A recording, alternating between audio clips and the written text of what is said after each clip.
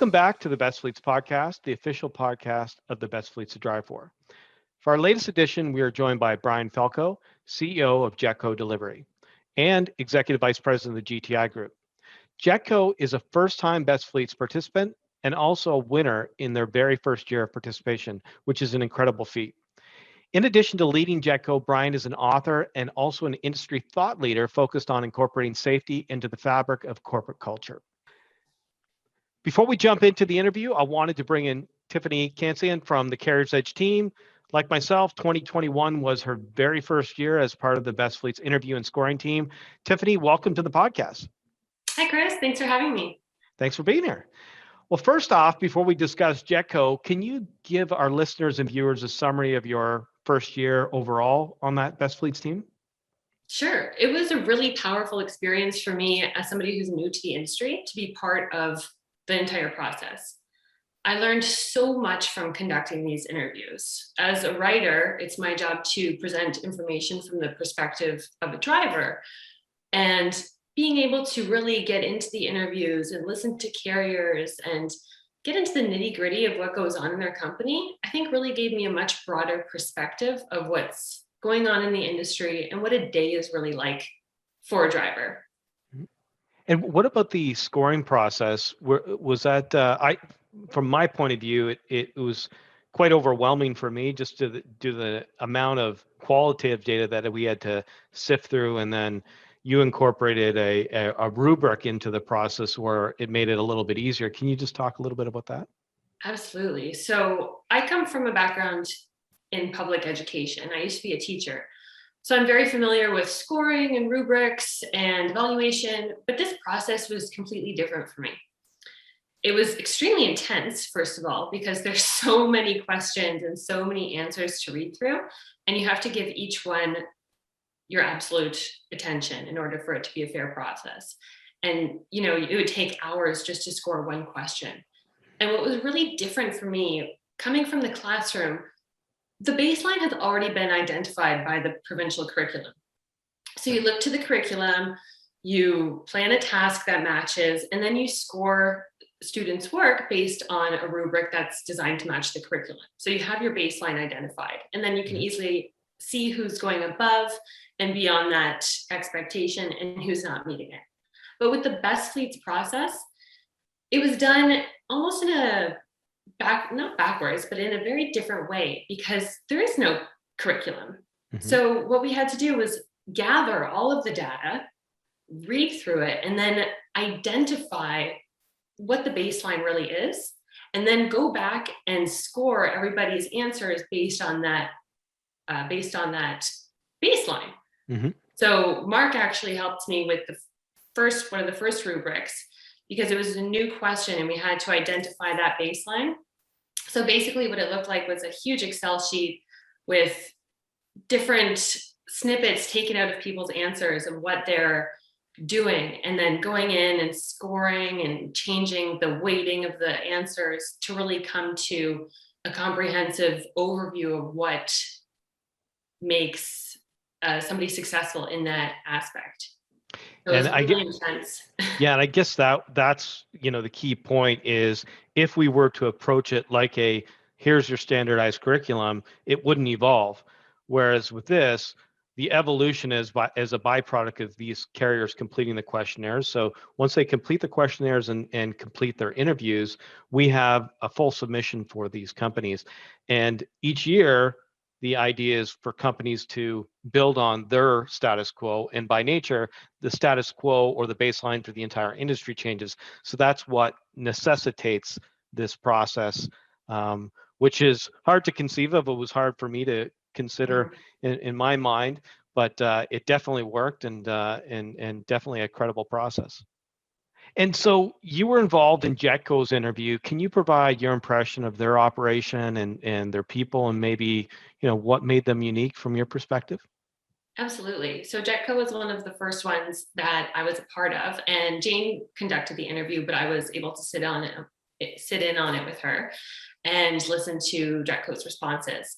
And the same things really stuck out for both of us.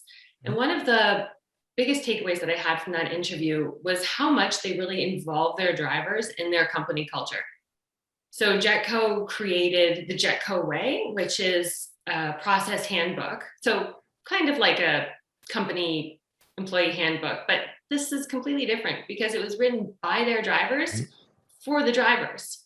So they had complete autonomy with it, and so much responsibility went into creating this from the drivers, which was really, really powerful. Similarly, they also created, I believe it was called the Serious Six. Yep. So it was the top 6 violations or infractions that stood out above the rest. So those are things that really aren't due to accidental oversight. You know, it'd be things like using a cell phone while driving. Those are the things that they're not forgiven quite so easily. And those were also written by the drivers for the drivers. So just the way that they were able to incorporate their drivers into the process to develop the rules, it was really powerful. And I would imagine that it really creates a lot of buy-in for the drivers to abide by those rules. Yeah, those are two very important items that I was definitely planning on asking Brian more about during this podcast, and it just kind of for our viewers and listeners elaborates on the fact that they are a very collaborative company, and that comes from the top down. So, no, perfect items to bring up. So I really appreciate you taking the time for this, and we'll be talking to you very soon. That's Thank you, great. Tiffany. Thanks so much for having me, Chris. I appreciate it. You take care. Brian Fielkow, welcome to the Best Fleets podcast. Thanks, Chris. It's always great to see you. You too.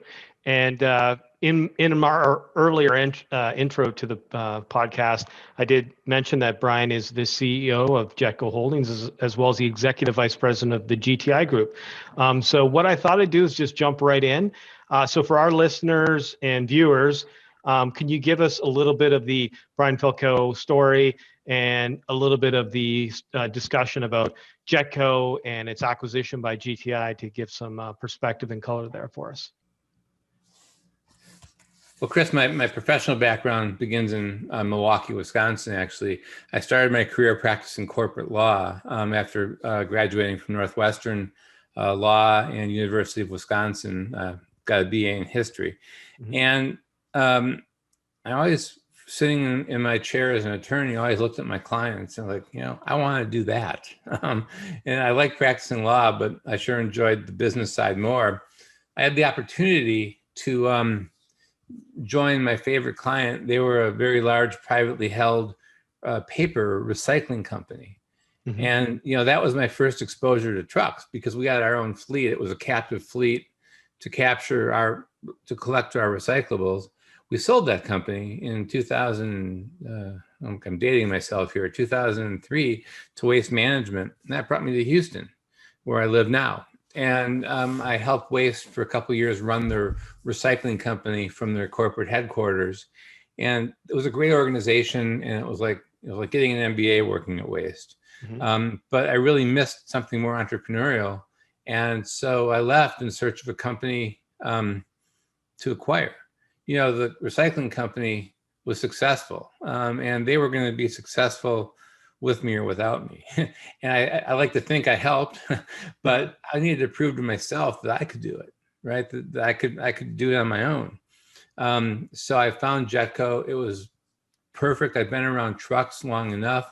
The company was owned by 4 brothers, and they were at a point in their careers where they either needed to double down on the investment or sell, right? The company was tired, but it wasn't broken. And it was tired just because it needed capital and some new energy. And they admitted that.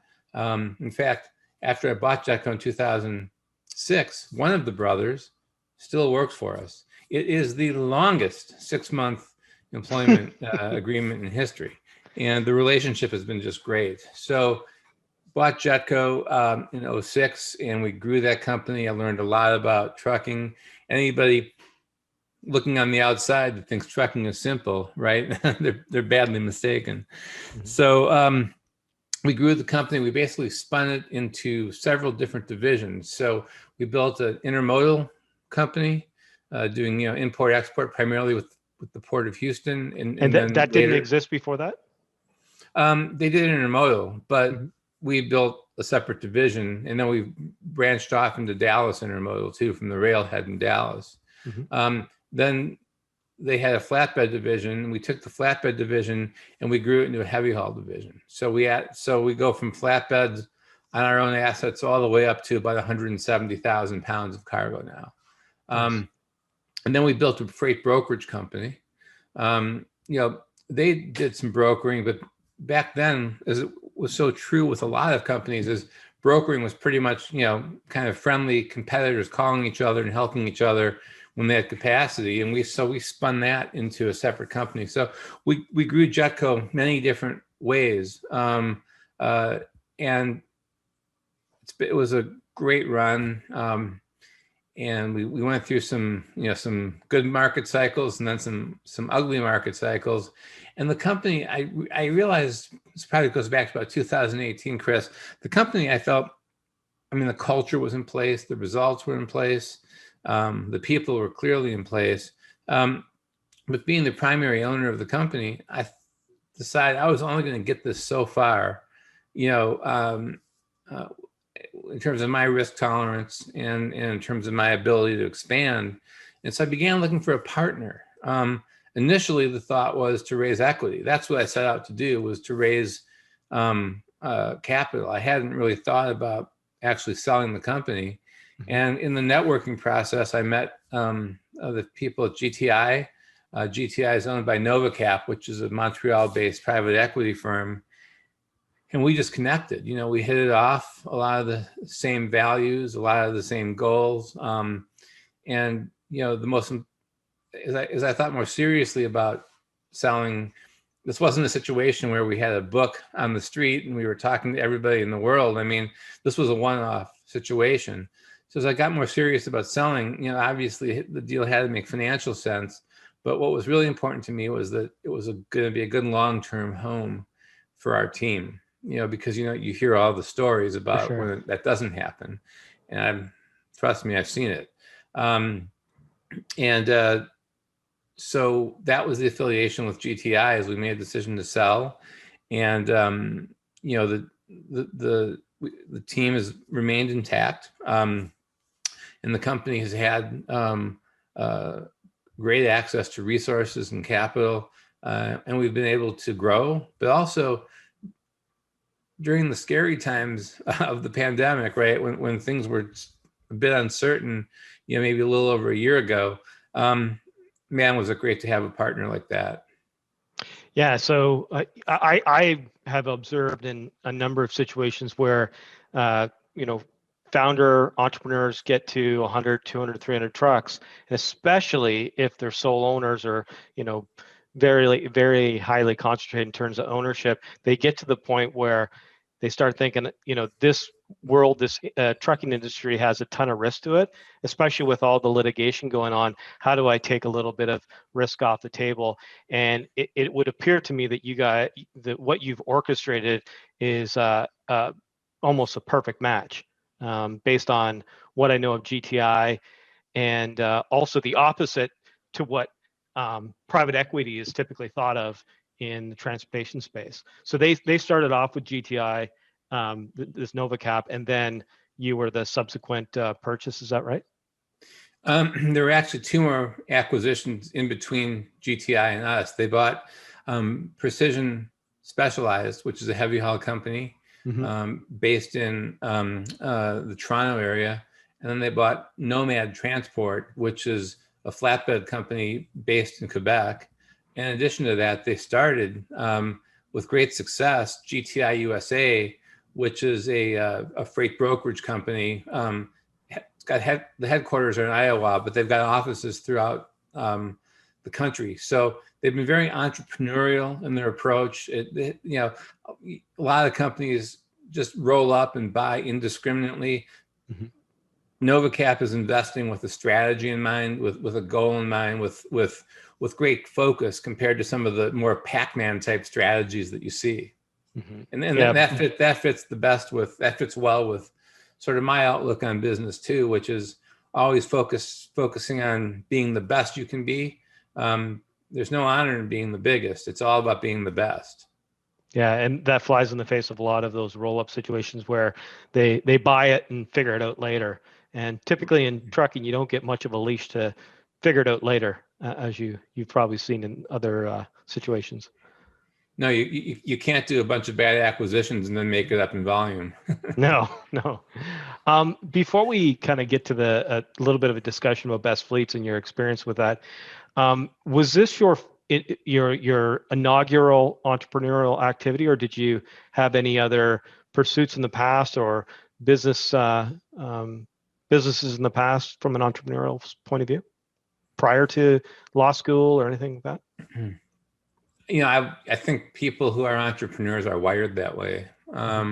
So even when I was practicing law, I went to our state bar association and we started an entrepreneurial assistance program where we focused on providing free legal service to, you know, small companies trying to start up, to individuals trying to start up. I grew up in retail. My family had, both my parents had businesses. My dad's businesses, it was TV, appliance, furniture, way before Best Buy. You know, I remember we had a fax machine that took up an entire office. Wow. So, and my mom had a number of gift stores, like Hallmark stores. So I guess it's just been in the blood. And so, whether I was practicing law or working in the recycling company, I think I was always being an entrepreneur, but in somebody else's environment. And what a great way to learn. So, by the time I bought Jetco, I was, I think, just about maybe just turned 40. And I was like, you know what? This is your time, man. I mean, you got to give it a shot and see what you can do. And, it was a great run. And, after we sold the GTI, it's not like you turned off the entrepreneur switch, but now you're able to do it. I think in a way with great clarity, because you've got great partners, you've got more people to kind of ask the tough questions, more people support you, and more resources. So it's been fun being an entrepreneur. It's called intrapreneur with an I, when you're doing it in somebody else's environment. And that's what I've tried to do at Jetco all those years. I've tried to hire entrepreneurs. I mean, some of our best people have owned their own companies in the past, and now they're working with us. They're entrepreneurs, but they just don't have the desire to go out and buy or start their own, but they think like that. So if I can create an environment of entrepreneurs where we're woven together by a shared set of values, because that's not negotiable, you can do some pretty neat things, and that goes all the way to the driver level. We've helped a lot of company drivers become owner operators. I'm really proud of that, because it helps them achieve a goal of theirs. Oh, that's great. I love to hear that. And this ties in nicely to your first year in the Best Fleets program. So 2021 was your first year, Jetco's first year participating in the Best Fleets Drive for. First off, how were you introduced to Best Fleets? And secondly, what was your experience? If you could kind of digest that for us all. Well, I was introduced to Best Fleets two ways. First of all, by the gentleman I'm speaking with right now. We worked together when you were TCA and in the TPP groups, and you always spoke about Best Fleets. But then also, Best Fleets is a very well-recognized, publicized program. So that's probably where I learned the most about it. Was just every year the announcement, who made the list and what were the criteria, what were the attributes, because you want to emulate success. For sure. You want to look at people that have made the list, and people have made the list multiple years in a row, and how did they do that? So we finally decided it was time to try. And was it more than you expected in terms of the process, and also just your general overview of the entire process for those who are listening? Yeah, it was a lot more than I expected. Sometimes we've all seen these processes, they're just a beauty contest. And Best Fleets is anything but that. I mean, it's a lot of work. The questionnaire is a lot of work. The interviews are a lot of work. Your team does an incredible job looking at quantitative and qualitative factors. Yeah, like just by way of contrast, right? A lot of safety awards are, based on how many miles did you run and how many DOT recordables did you have. And that doesn't even scratch the surface, right? I mean, you may have a low year, you may have a year where you have recordables, but they're not your fault. I mean, that's sort of the beauty contest type award that I just don't really have a lot of regard for. But Best Fleets, everybody that at least made the first cut, I mean, you invested a tremendous amount of time getting to know us with the interviews, with the questionnaires. And, whether we were selected or not, that process made us better. Mm-hmm. Yeah, absolutely. And the qualitative aspect, I find it's the most difficult part, but it's the thing that eliminates that nuance that you described missing from purely quantitative measures. There isn't a pure measure that doesn't have inherent biases in anything, whether it's an internal measure or an external measure from a government agency. There's always biases towards geographic regions, operating mode, length of haul, all those kind of things. So it's a necessary component. It is hard work, but it's a necessary component to make sure that those that are recognized as the best are in fact the best fleets to drive for. So one of the things that I knew about prior to Best Fleets, and then it got illustrated and observed by the interviewer for this program, for this year's submission, was the Jetco way. So on face value, you look at this this manual that you've created. People would think it's just an employee manual or a driver's handbook, but the Jetco way is something that goes beyond anything else I've seen in trucking. Can you describe to our listeners what is the Jetco way? So, Chris, in a nutshell, one of the biggest problems I think safety-sensitive companies have is a lack of respect for process. They may have process, but do they follow it? And do they follow it all the time? You can't have an a la carte attitude about process. We'll follow it when it's convenient. It doesn't work. So you look at the companies, and so many companies have process manuals, 600 pages of junk. Now consider that the average American reads at a 5th or 6th grade level, and that the average process manual might be written at a high school or collegiate level. And then our people don't understand the process and don't follow it. Well, it's no shock. I mean, you can't be held accountable for a process that's not written for you. Mm-hmm. So we asked our drivers to write the process manual, and that's the Jetco way. So you ask, well, how did your drivers write the manual? What we did is we took various subjects, right? Maybe load securement, ergonomics, body positioning, situational awareness, all the topics you can think of. And we put together groups of drivers that we thought were the best in that area. And then we put them in a room with a very good writer.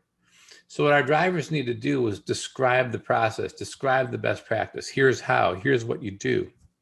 And then the writer put everything together. The drivers then went back and reviewed it to be sure it was written correctly. And now our process manual, there's no process that's more than 5-6 sentences. Where possible, we supplement the process with photos, with diagrams. There's no excuse for anybody to not understand or follow the process. So having process, you can buy anything you want off the shelf. That's easy. But what you've got to do is have a process that's actually followed. That's not so easy. And I think we accomplished that with the Jetco way. The other thing with the Jetco way is, whether we're talking about our electronic form or whether we're talking about the paper form, think of it as a loose leaf binder, because we're always updating the processes. We're always learning. So what worked 3 years ago there may be a better way. So they say processes are written in blood. And it's true. They exist for a reason. And so, when you have something go right or go wrong, you can't sweep that stuff under the rug. You've got to keep updating your processes so that you're current, so that, if something adverse does happen, you don't write it in blood twice. And then from there, the key is to keep it simple. So this is my favorite process manual right here. It's a wallet card, Chris, and it's 3 panes.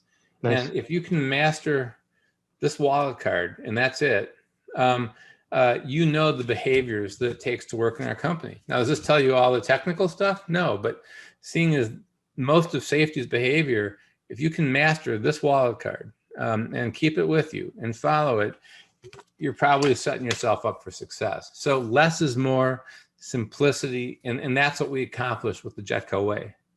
And what I observed too from reading through it is woven throughout is why you do things the way you do. Also the principles on what you operate and the things that you don't do. So can you tell us a little bit about the Series 6 that are included in that program? Yeah, well, on the theme that if everything is important, nothing is important, we are drowning in a sea of rules and regulations, even in the best company. So the Series 6 are life critical rules. And if you don't have life critical rules, it's a single best practice in my mind.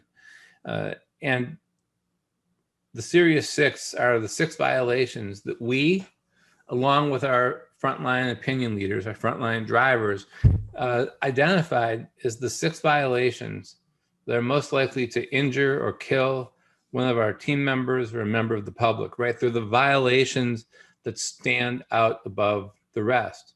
So driving a CMV with a handheld is an example. Improperly securing a load is an example. Pulling a trailer that you're not otherwise authorized or qualified to pull. Coming to work under the influence. I'm talking about the big stuff. And those are all deliberate acts, right? When you're coaching people, when you have safety failures, you've always got to ask, was it an honest mistake or was it deliberate, reckless behavior? And if somebody made an honest mistake, there's no reason to throw the book at them. You coach them. You figure out, is there a systemic issue?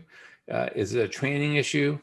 But if it's deliberate, reckless behavior, I'm not a big fan of 3 strikes and you're out. I mean, if you're caught going 50 miles an hour in a school zone, I'm not waiting for strike 2 or 3. I've seen 1, that's more than I need to see. We're done. So the Series 6 are the life critical violations. They're the major violations. Every company should define its own. If you have multiple divisions, each division may have its own because they carry different risks. But those have to be publicized as the violations that are very likely, if not certain, to be career limiting. It creates clarity in the company. People crave clarity, and it forces us to live and behave along a certain set of values. And I don't care how technically competent you are, if you can't adjust your behavior to fit our company, then you're going to need to work somewhere else, because at some point you could be the most productive person in the fleet because you're cutting all the corners. At that point, you're an accident waiting to happen, and I'm not interested. Yeah, and all that, those gains from those cutting the corners have evaporated and then some from accidents and lawsuits and things like that. In the companies that you've worked with, I mean, you've worked with some of the best, but when you look at some of the ones who aren't there, don't you think they spend more time trying to skirt the rules than just figuring out how to comply with the rules? I mean, it's just not that tough. But yet there's that lack of respect for compliance, and that lack of respect for more than compliance. It's the lack of respect for your own internal processes. That's what's really important. I backtrack on the word compliance because you got to remember, just because you're compliant doesn't mean you're safe. I mean, your compliance and the regulations, they spell the bare minimum. And the bare minimum is not enough. And I think we can all look at regulations and say, all right, some of them do help safety. Others, God knows why they're on the books, honestly. But we comply because they're on the books. That's the law. Those are the rules. But that doesn't necessarily make you safe. It's going above and beyond, and that goes back to the Jetco way. That goes back to your own company's process manual, where this is how we behave. In this insurance market, it's unforgiving. You got to do it. Absolutely. And the other thing is, when it comes to growing the company, the best clients want to work with the best trucking companies. People don't recognize how valuable safety is in your internal branding and your ability to attract and retain the best clients. I think it's one of the value propositions that is so often overlooked when companies go to market and talk to clients. Well, I think too, it's rare because it's hard. So the lagging indicator are those lower insurance premiums, but the leading indicator are those behaviors that you put in place on a long-term basis. You know, what we observed in the TCA profitability program was a direct correlation between lower insurance premiums and high operating ratio.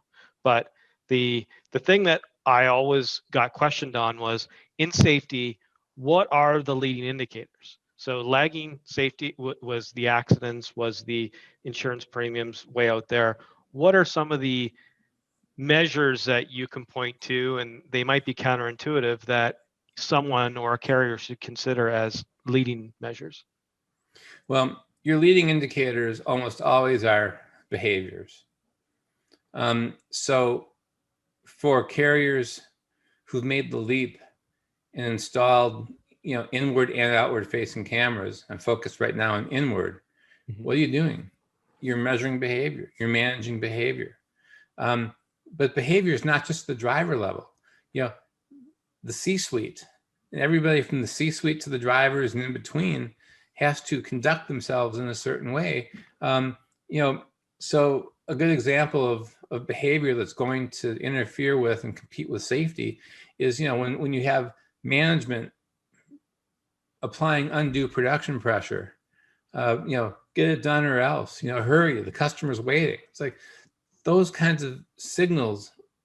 I know that no harm may be intended, but those kind of signals really send the wrong message to our drivers, right? We need to be productive, and we need to be safe. Nobody ever said it was either or. Nobody ever said it was multiple choice. You got to be safe and productive. And sometimes I think we allow, unintentionally, productivity pressure to trump safety. And so that's an example of a corporate behavior. Another corporate behavior is an a la carte culture, right? Like lack of rules, lack of process, right? We do things sort of whatever we feel like today, as opposed to having a buttoned up way of this is how we do this function, this is how we do that function. So from a corporate standpoint, poor training, rushing, incomplete process, that's poor corporate behavior. And then poor individual behavior, obviously, goes back to your life critical rules. It might be speeding, it might be improperly securing a load, it might be, circumventing the rules and regulations. Those are limited by our imagination. So it's up to the individual, the entire company.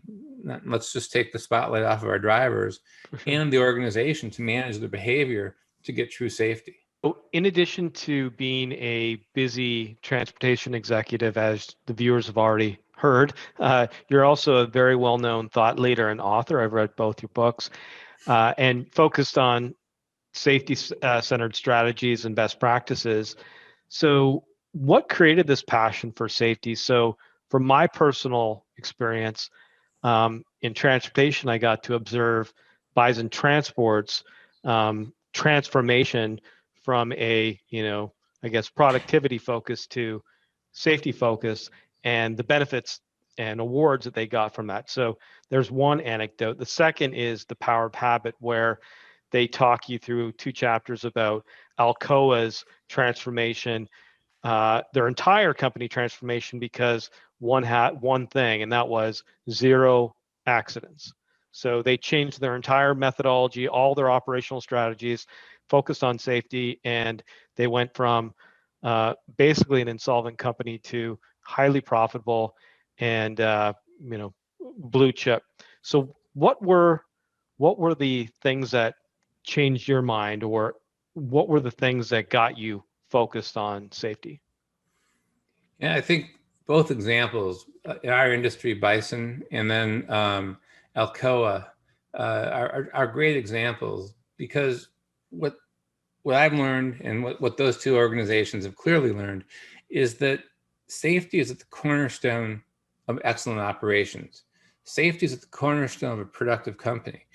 You're not going to be profitable for long if you're not safe. It doesn't work. You can get away a year, you can get away 2 years, okay?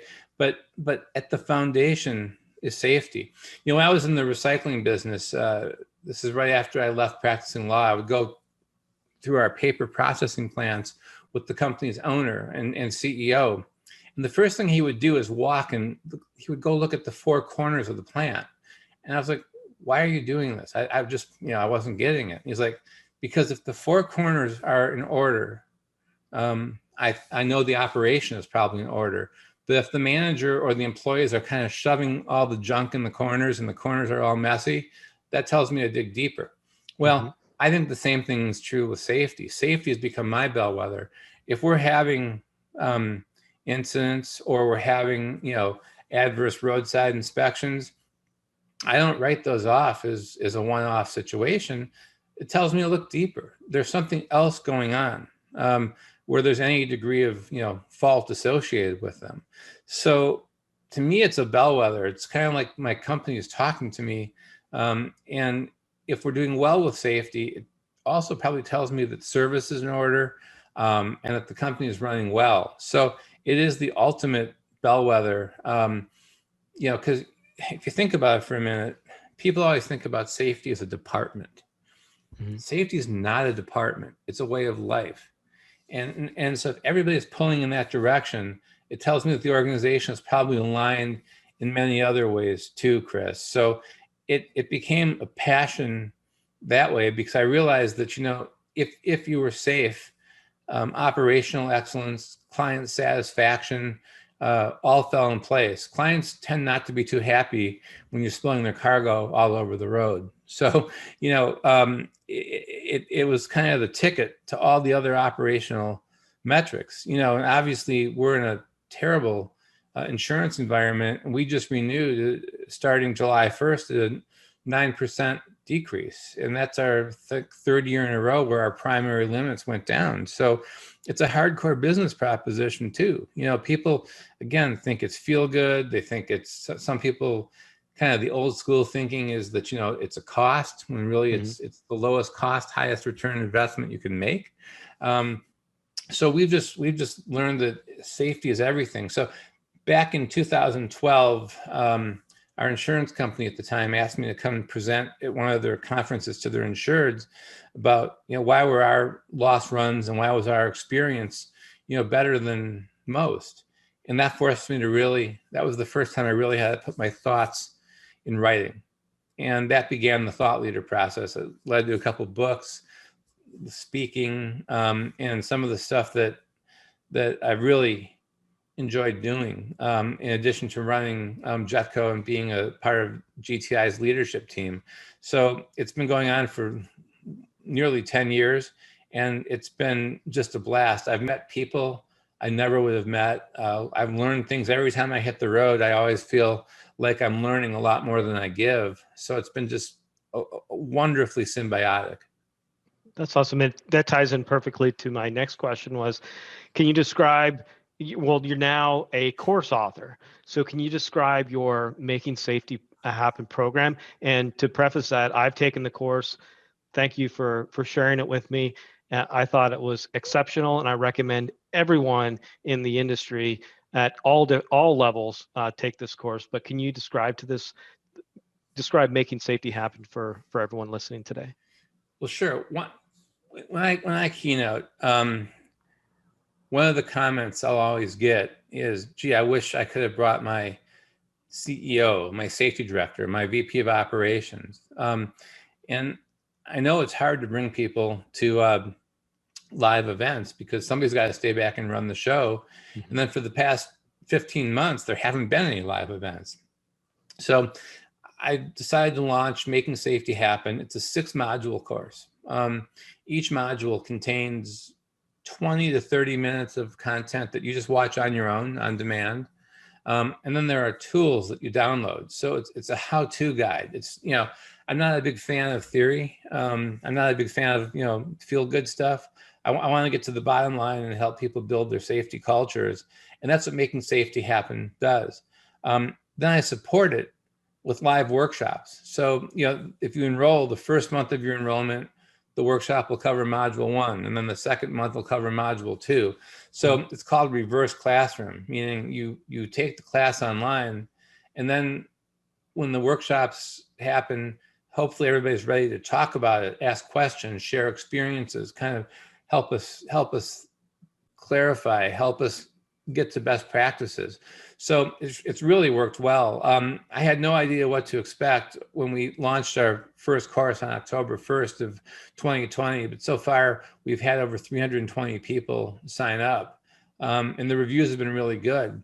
What I'm going to do this year, as we come to the 2nd anniversary, the course is open for enrollment, but this year I think I'm going to create an option where people can attend the workshops, or maybe a different price point where there's no workshops and people can just take the course on their own. That way, if the workshops or your time doesn't allow for attending the workshops, well, I strongly recommend it. I also get it. So I'm going to take the course and create a workshop track, and then an online only track, so that more people can access it and it fits what's good for them. I'm really excited about the course, and I'll send you a flyer on it, and feel free to share it. And also, I'll make sure Absolutely. That we communicate a discount to your listeners too. That's awesome. No, we definitely will share it. And again, I highly recommend it. It was very well done. Before we get on to the last question, that's kind of mix of business and personal, you did mention something earlier, and that was the industry. No, I wouldn't say in general, but there's a large swath of the industry that rallies against regulation, rallies against whether they're pseudo regulations or limits. And I was participating as a facilitator in a meeting with a TCA best practice group. It was the TCO4 driving group, and one particular executive was complaining about this new regulation that came into place. And David Duncan, who's the CEO of Duncan and Sons out of Phoenix area, said you should welcome every possible regulation that you can get, and seek to capitalize on every regulation, be the best, exceed it by all part. We welcome regulations. Regulations are our business model. And Andrew Boyle on our last podcast alluded to the same thing. They're in some specialized industries, and they go towards these regulations, and they compete with others, and they want to be the best in terms of not just complying, but exceeding all of these levels of compliance. Do you have anything to add in that regard, and that attitude that some companies have towards accepting and excelling on regulations?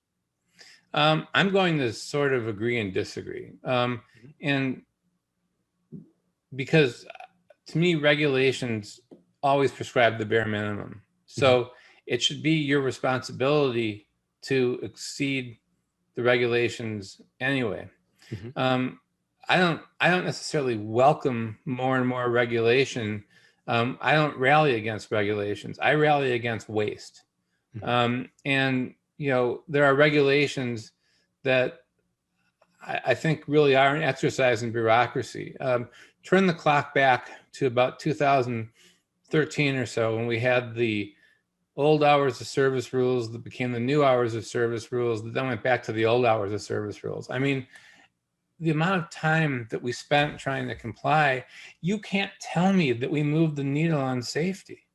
So that kind of needless regulation really bothers me. But now, talk about the ELD mandate, I'm all over that. You know, I think the ELD mandate was long overdue. So we're going to all have different opinions on it. I don't have an opinion where I'm not like the other people you mentioned where I welcome more regulation. I don't necessarily oppose it either. I mean, if the regulations truly raise the bar on safety, and you know, then I'm all for it. But we've seen a lot of waste come through that really is just satisfying different political interests, but it's not making the roads any safer. What I care about is making the roads safer. The best example I can give you about how I look at a regulation is hours of service. Okay, of course we comply with the hours of service rules because those are the rules. Whatever they are, we comply. But people in companies think because you have hours, you can run. Well, if I come to work with the flu, I may have a completely fresh clock, but my hours of service, I should be running 0. So I think that sometimes people take regulations and say, okay, you've got legal hours, so you got to go use them, and they don't look at fatigue. And really, to me, what causes crashes more than anything when you're talking about your hours of service is your fatigue. And just because you can drive 11 and work 14 doesn't mean you should if you're tired, if you're worn out. So, you know, when I think about safety, I think about fatigue.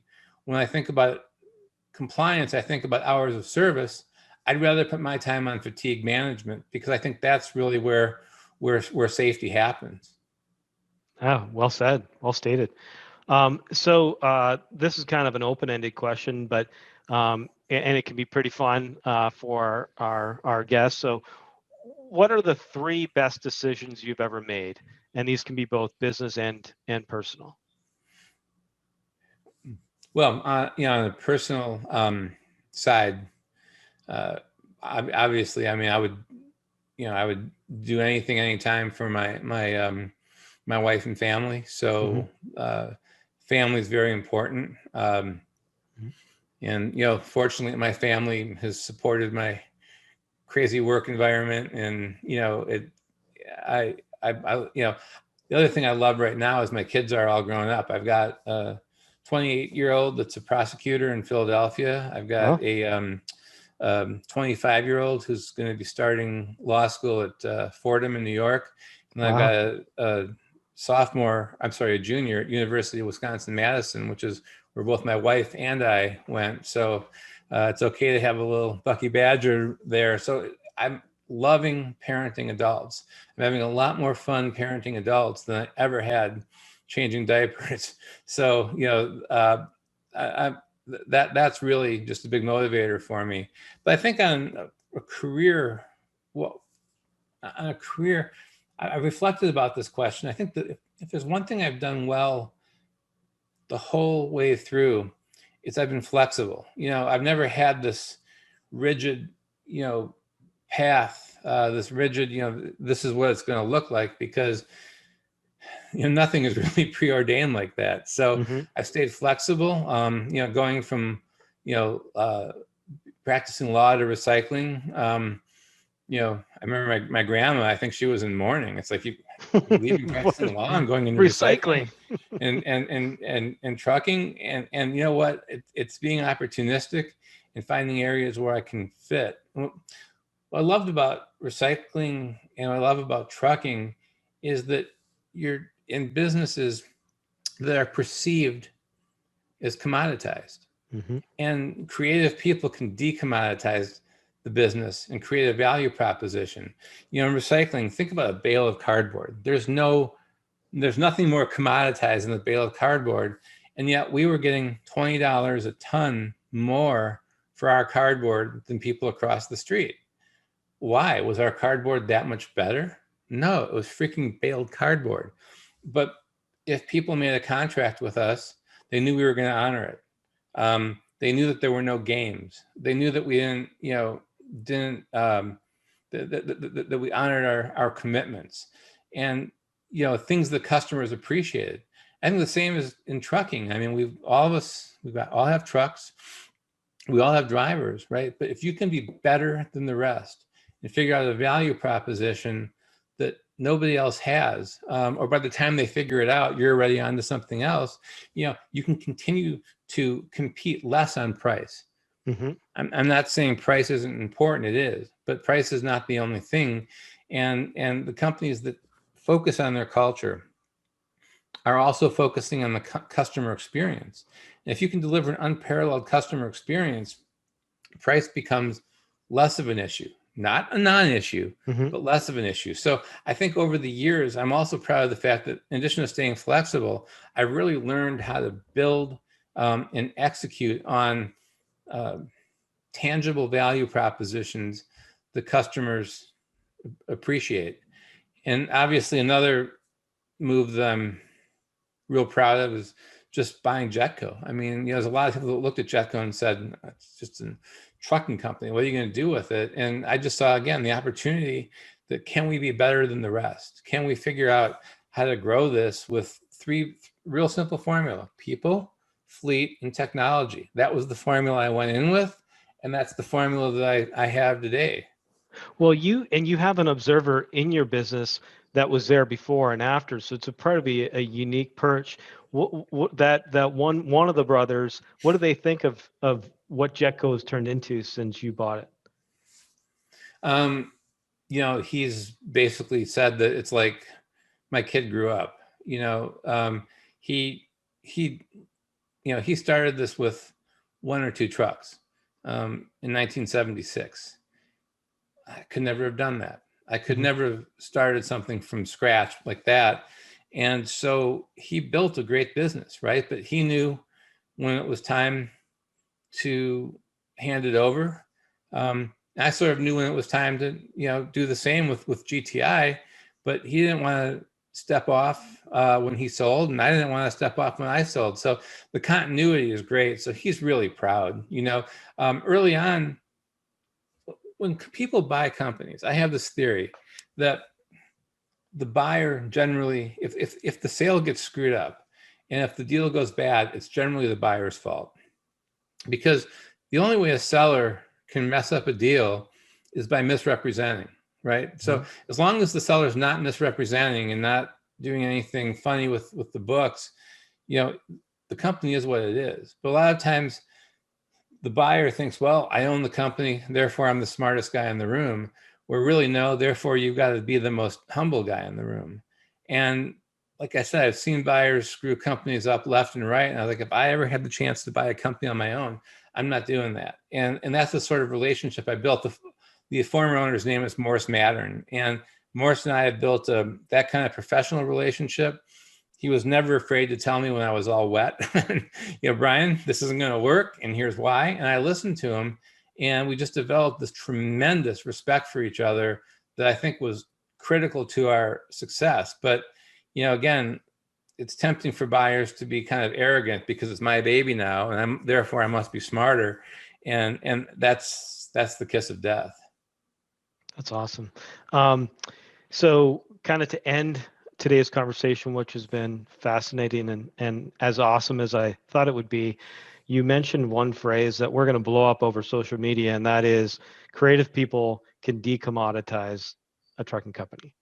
And, in a macro level, creative people can decommoditize an industry. So that's kind of what Best Fleets is all about. So to kind of close out, if you were to recommend the Best Fleets to Drive For program to other carriers and executives, how would you recommend? What are the key things you get out of it or have gotten out of it? Well, I'll give you a story coming out of our experience. What I would recommend is you, first of all, learn what goes into the process and be sure you're ready for it. And if you're not ready, that's fine. Then get ready for next year. And being selected as a best fleet in our first year, it was a huge honor. And Chris, honestly, it was a bit of a surprise. I think if you embark on the journey, the one thing that you're guaranteed is that you're going to learn about your own company. It's an incredible look in the mirror, because if you answer the questions honestly, you're going to find out just by your own answers. And then when you're challenged by people you don't know, you're going to find out where are areas for improvement. So it's kind of funny, one of the areas that we talked about a lot in our Best Fleets application was diversity. And then one of the people that was interviewing us and working with us, Jane, said, I looked at your website and it doesn't look that diverse to me. And I looked at the website and I'm like, no, it doesn't. And it's not because we're not diverse. It's because the website didn't portray us accurately. It hadn't been updated for a long time. And so it didn't recognize the number of, of our 12-person leadership team, 7 would meet the qualification, the traditional definitions of diversity. Our intermodal business, our import-export business is 100% run by females. And that's all stuff that's really cool. And it's all stuff that just evolved because of our commitment to diversity, but because we look to hire and promote and groom the best people. And if people want to grow in our company, they're going to keep growing. And so just that conversation was like, I know you're saying you're diverse, and I believe it, but an outsider would not necessarily see that. So we made the changes, but just something like that was so obvious to us internally, but so completely contrary to what we were telling the public, is a great example of how the Best Fleet process made us see things through other people's eyes. Very well stated. Brian, thank you so much for taking the time for this.